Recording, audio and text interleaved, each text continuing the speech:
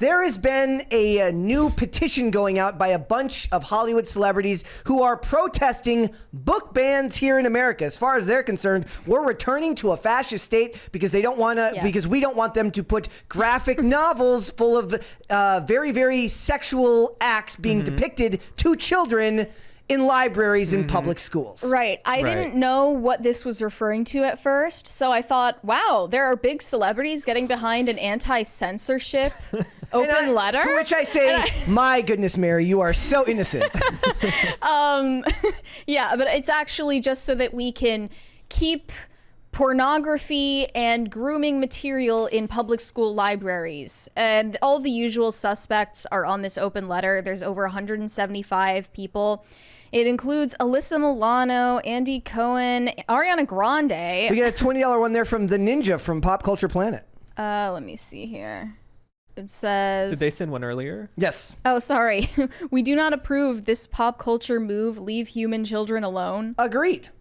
We're trying to. Yes. Yeah, it's just these celebrities don't want us to. No. Bill Nye is on this. Billy Porter, Chelsea Handler, Emma Roberts. I guess she's trying to beat the transphobic allegations. Oh, did you see the thing yesterday? It's kind of an aside where they were talking about how she and Angelica Ross like bonded on the set of American Horror Story because there was apparently crew members wearing "Build the Wall" and "I Do Not Kneel" shirts. To which I say, I don't buy that for a single second. Heard about this. I have no idea. All I heard about was the Emma Roberts, Angelica Ross trans controversy where she made some comments to Angelica Ross, and then instead of addressing it with Emma Roberts personally, she made it public. Yeah, you went on the internet. But I did see people talking about racist T-shirts on the American Horror Story set. Apparently they were Build the Wall That's shirts. what they were talking I don't know if I don't think there's anything less believable in the world than some Hollywood like some dude who could get fired because he's not considered like critical to wear a shirt like that in Hollywood. I don't buy it. Yeah, that's hard to believe. Yep.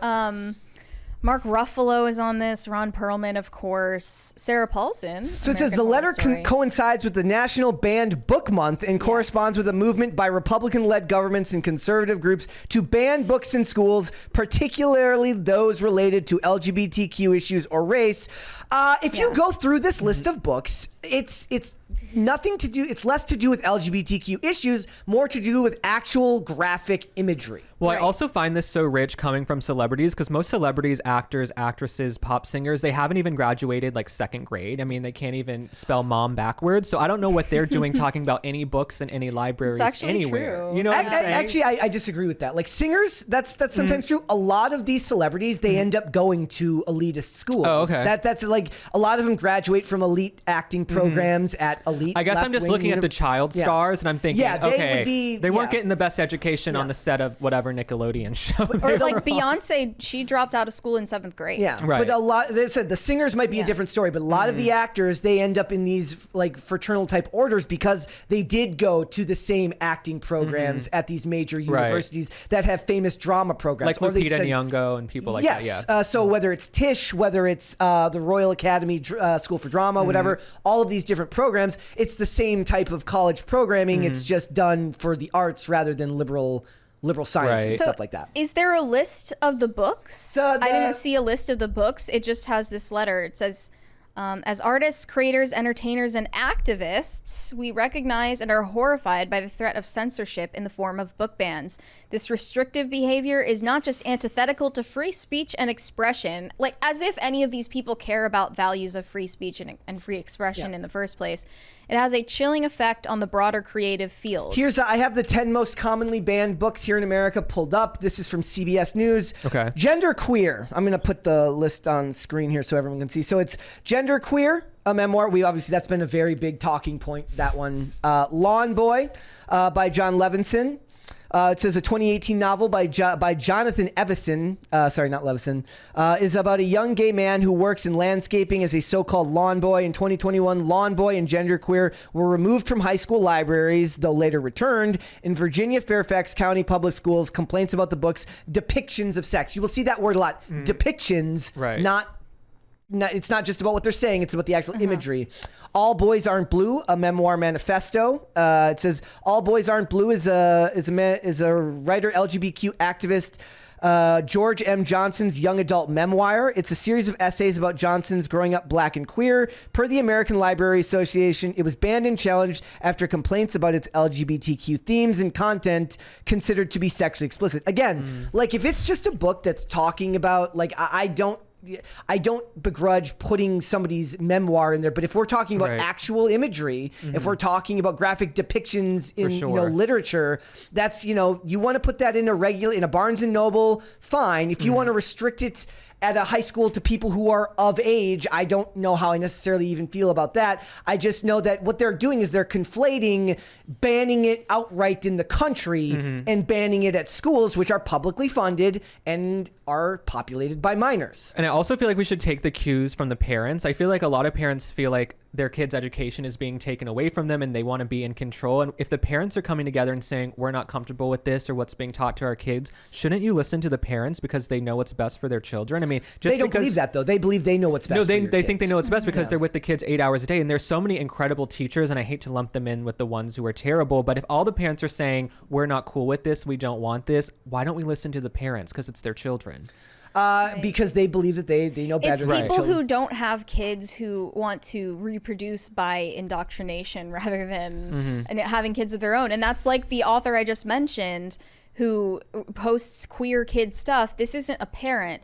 Where does their passion for influencing children come from? Yeah. Well, it's interesting. What you just said is so true, because even if you see on social media, the people who are most outraged by the book bans, and they want all of this, you see the teachers who have like 50 different types of pride flags up in their classroom, and I'm like, whoa, I didn't even know there were that many. None of them have kids. You look online, it's like they don't have any kids, so why don't we listen to the people whose kids are in the actual classroom? Doesn't seem like rocket science. They don't think that parents have a right to like privacy with their kids either. They also say, there's some schools now, I saw in New Mexico, there was a survey in some other states where if your kid wants to seek, gender affirming counseling without the parent's knowledge, they can check a box and sign off on this. And it's like, if your kid's going to school and your teachers are talking to them about changing their gender, going on hormones and all of this, the parent has a right to know. You should be outraged. You know what I'm saying? Yep. But there are people who think the parents don't have a right, their kids have a right to privacy. No, the parents should know what's going on with their children. And at the end of the day, the problem with this is that they're using the celebrities, to pull it back here, as a cudgel, as a weapon, because look, celebrities carry tremendous influence in the public, and they're either taking advantage of those celebrities' lack of understanding of the subject, or they're outright biased partisanship. in these issues. I think some of the celebrities on that list did consciously make the decision to sign Mark Ruffalo but did, other ones, I see their name on it, and I think if you asked them about this open letter, they'd be like, what open letter? Right. Because they just tell their PR and their management, put my name on whatever you think will make me look good. Yeah. They don't actually have principles. And if you guys were wondering what books are actually banned on Amazon, I've got a list of those here too. When Harry Became Sally, responding to the transgender movement by Ryan T. Anderson. Okay. Capitalism on a Ventilator, the impact of COVID-19 in China and the U.S.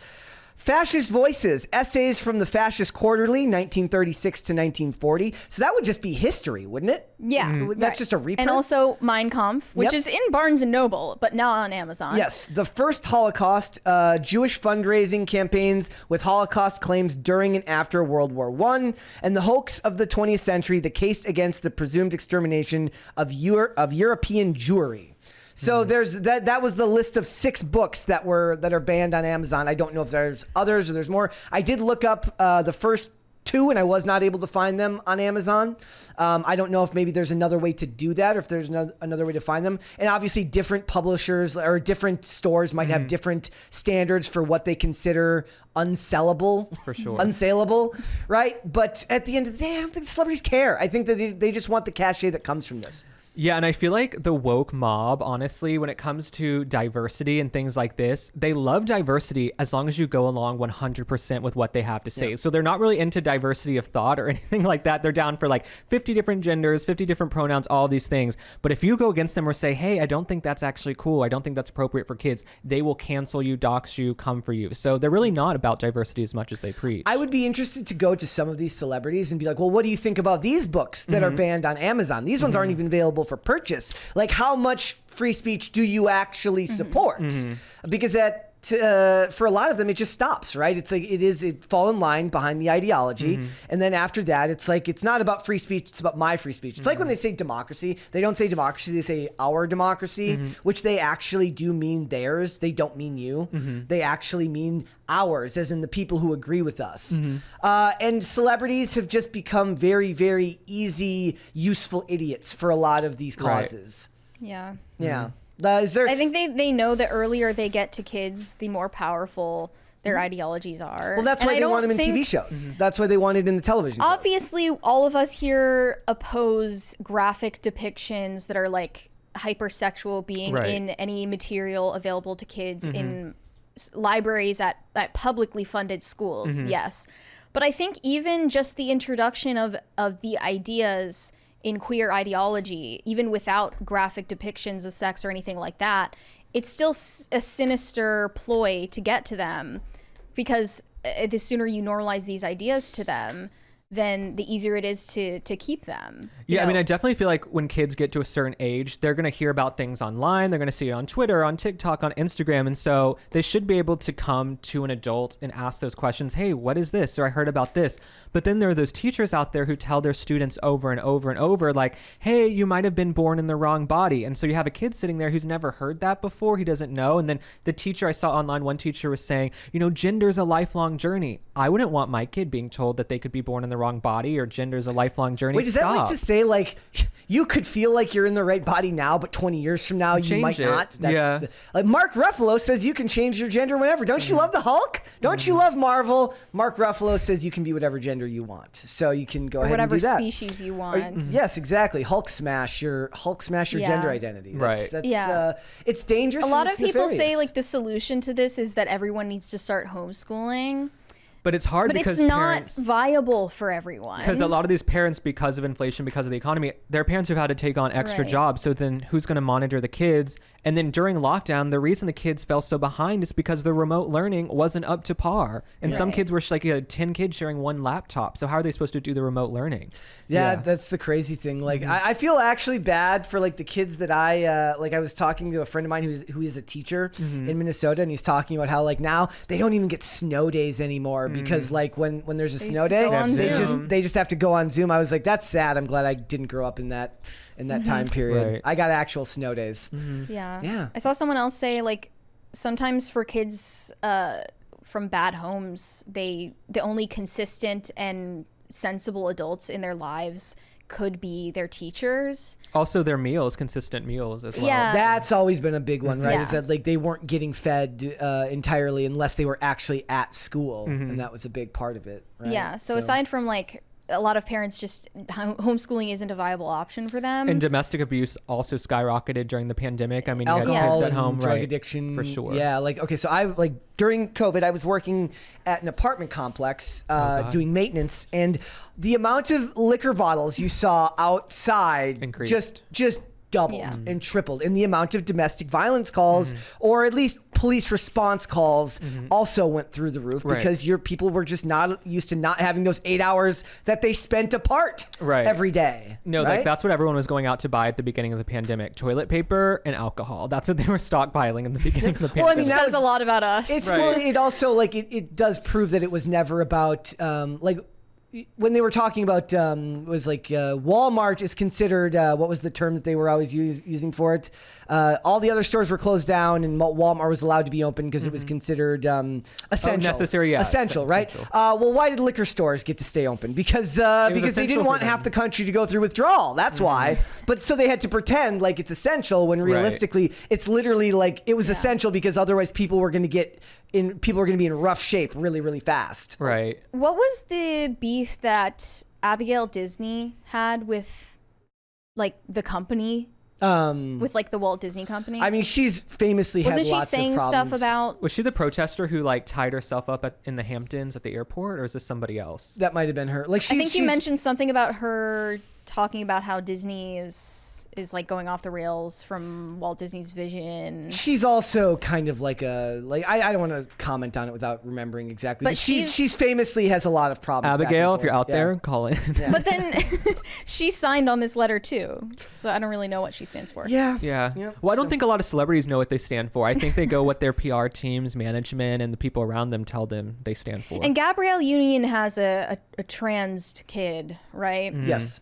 That's telling. She's on this Well, there are a list lot of as well. celebrities who, I think Charlize Theron, didn't she adopt 2 boys from Africa, and then now they're both little girls? Yes. I could be mistaken. Yes, and people have talked about this with Megan Fox's children. Robbie Starbuck said that he used to literally be essentially like a next door neighbor with Megan Fox in California, and that he was watching his kids at the playground with her kids and their nanny, and they were crying about how they have to be forced to wear girl clothes. Wow. And they weren't comfortable with it. Megan Fox completely denied this ever happened. Not like she would know, because they were being taken care of by a nanny anyway.